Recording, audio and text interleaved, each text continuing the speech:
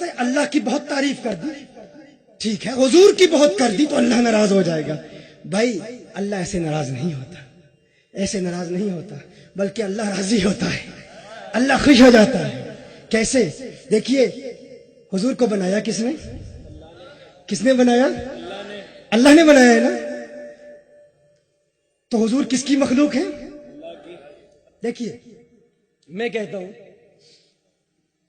علامہ اجاگر صاحب کی شاعری ذرا مجھے دکھاؤ، میں شاعری پڑھنا چاہتا ہوں.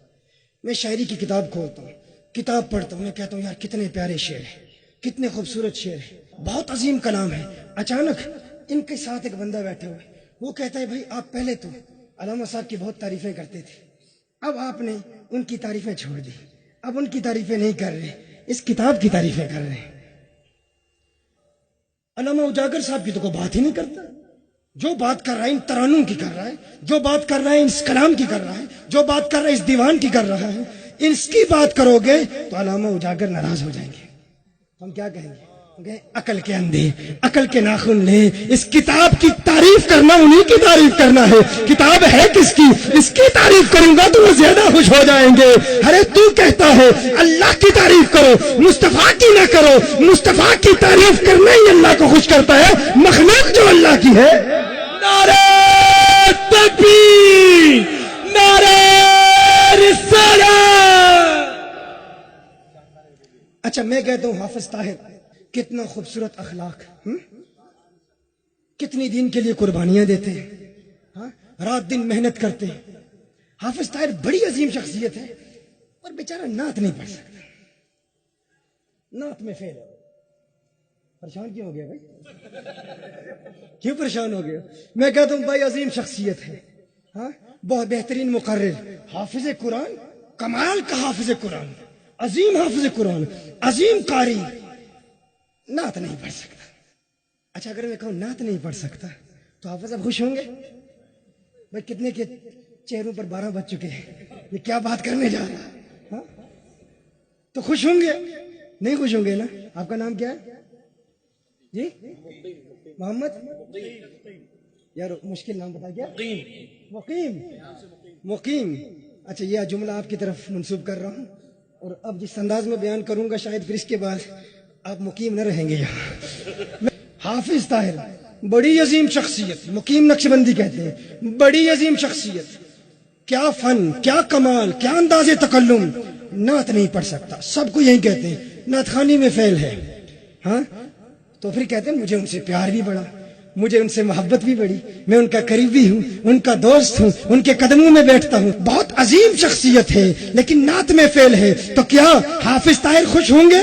خوش نہیں ہوں گے. یہ کہیں گے ہر چند کے میری تعریفیں کرتا ہے، لیکن رب کعبہ کی قسم اگر پوری دنیا میں میرا نام لیا جاتا ہے تو نعت خوانی کی وجہ سے ہی لیا جاتا ہے. نعت خوانی میری اسپیشلٹی ہے، یہ میری خصوصیت ہے. میری ساری تعریفیں کر لو لیکن اگر میری نعت خوانی پر اگر زبانیں تنگ دراز کی تو تعریفیں کرنے والا میرے ساتھ مخلص نہیں ہے، منافق ہے.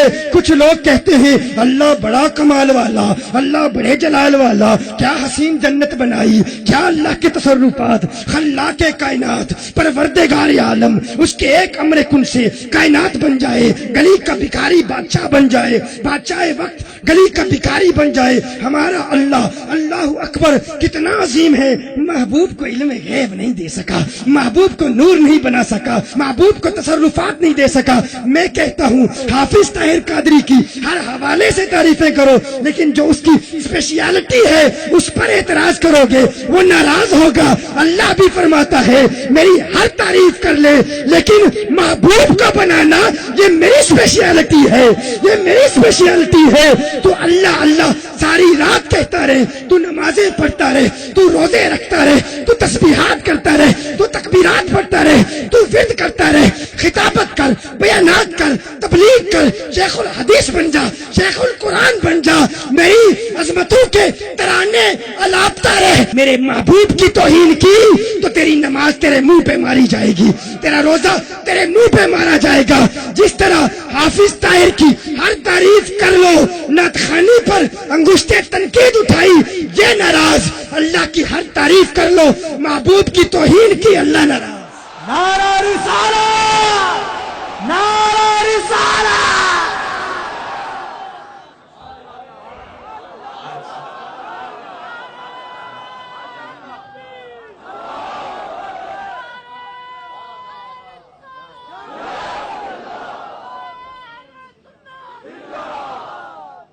سمجھ گئے؟ کیا آپ خوش ہوں گے؟ آپ کہیں گے نہیں آپ نہیں خوش ہوں گے نا. آپ کہیں گے کہ جو شخص میری ہر حوالے سے تعریف کرتا ہے لیکن جس کی وجہ سے دنیا میں میری پہچان ہوئی، اگر اس پر تنقید کرے گا تو میں خوش نہیں ہوں گا.